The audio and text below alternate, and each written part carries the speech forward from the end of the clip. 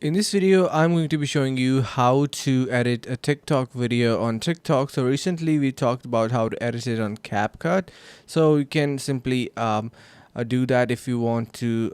You can watch our previous video simply for that. But to edit it on TikTok, simply open your TikTok account and let's just say this is a video that you've just recorded. So you can click on edit option, which is on the third place on the right side. You need to click on edit and it will take you to the editor. So this is how the editor looks. You can add text, you can add, like for example, anything that you like, edit or whatsoever that you would like to call it.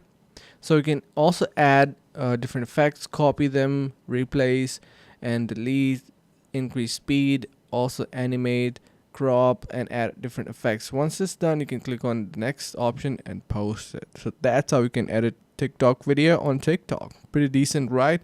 I hope this video helps. Thank you so much for watching. See you in the next one.